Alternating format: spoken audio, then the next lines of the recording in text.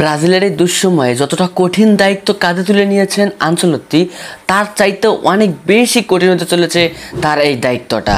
Brazil টিমের ভিতরে প্রত্যেকটা প্লেয়ারের মধ্যে যে কম্বিনেশন থাকা দরকার তা যে একেবারেই নেই, এটা কিন্তু ফুটে উঠেছে ব্রাজিল ভার্সেস ইকুয়েডর ম্যাচে।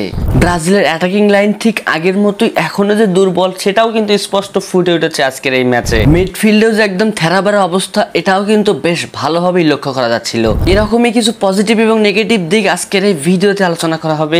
দেরি না করে চলুন তাহলে আজকের ভিডিওটি শুরু করা যাক। হ্যালো গাইস, আসসালামু আলাইকুম, সবাইকে ঈদ মোবারক। কেমন আছেন সবাই অবশ্যই কমেন্ট করে জানাবেন। আজকের আমাদের ভিডিও আলোচনার টপিক হলো ব্রাজিলের যে ম্যাচটা খেলেছে ইকুয়েডরের বিপক্ষে এবং আনচেলত্তির হয়ে প্রথম একটা ম্যাচ খেললো ব্রাজিল, সেটা একটা রিভিউ দেওয়ার চেষ্টা করব। আশা করি ভিডিওটা সম্পূর্ণ মনোযোগ দিয়ে দেখবেন এবং আপনি যদি আমাদের চ্যানেল নতুন হয়ে থাকেন তাহলে অবশ্যই আমাদের চ্যানেলটি সাবস্ক্রাইব করবেন এবং ফেসবুক পেজ থেকে দেখে থাকলে অবশ্যই আমাদের ফেসবুক পেজটাও একটু দয়া করে ফলো করে রাখেন। সবার প্রথমেই যদি আসা যায় আনচেলত্তির দিকে, তাহলে আমরা অনেকেই দেখতে পাচ্ছি যে আনচেলত্তিকে একদম ধুয়ে দিচ্ছে। ভাইরে ভাই, একটা জিনিস মাথায় রাখবেন, রাতারাতি কোনো বাজে ফর্মে থাকা দলকে ভালো করা যায় না। ব্রাজিল একদম যে বাজে ফর্মে আছে বা যে বাজে অবস্থানে আছে, এই অবস্থায় থেকে উপরের দিকে তুলতে হলে আস্তে আস্তে তুলতে হবে এবং আনচেলত্তিকে একটা পর্যাপ্ত সময় দিতে হবে। দেখবেন অবশ্যই আনচেলত্তি ব্রাজিলকে অনেক দূর পর্যন্ত এনে দিতে পারবেন। ব্রাজিলের প্লেয়ারদের ভিতরে যে পারস্পরিক সম্পর্ক, পারস্পরিক যে কম্বিনেশনটা, এটা কিন্তু একেবারে নাই বললেই চলে।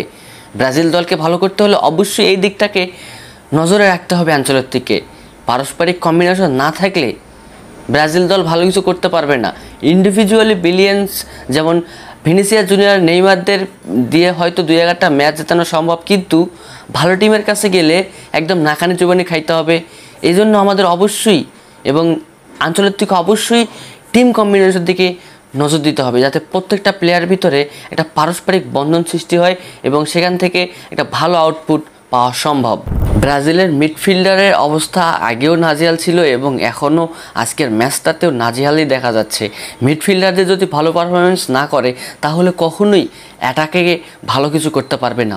অতএব মিডফিল্ডে অবশ্যই ভালো কিছু করতে হবে। যদিও ক্যাসিমিরো এবং ব্রুনো গুইমারেস কিছুটা ভালো খেলেছে, কিন্তু প্রপার মিডফিল্ডারদের যে পারফরমেন্স, এটা কিন্তু আজকের ম্যাচে একদমই দেখা যায় নাই।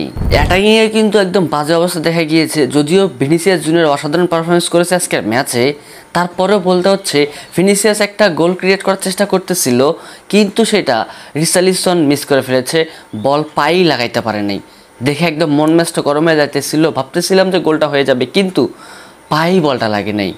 ভাবা যায় এরকম একটা ইজি গোল মিস করাটা মোটেও রিচার্লিসনের জন্য ভালো ছিল না। এখন কিছু স্বস্তির দিক যদি বলা যায় এবং পজিটিভ দিক নিয়ে যদি আলোচনা করা যায়, তাহলে প্রথমেই বলতে হবে ব্রাজিলের ডিফেন্ডাররা ভালো একটা পারফরমেন্স করেছে, যার ফলশ্রুতিতে ইকুয়েডর কোনোভাবেই কোনো স্কোর করতে পারে নাই। আরেকটা পজিটিভ দিক হলো ভিনিসিয়াসের ফিরে আসা।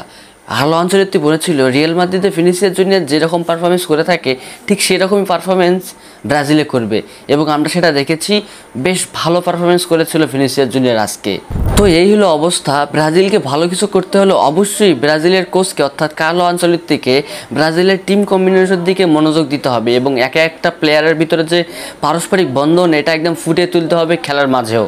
আর এভাবেই ব্রাজিল দল একটা ভালো কিছু করতে পারবে ইনশাআল্লাহ। তো আজকের মতো এই পর্যন্তই। সবাইকে ঈদ মুবারক জানিয়ে আজকের ভিডিওটা এখানে শেষ করতেছি। আল্লাহ হাফেজ।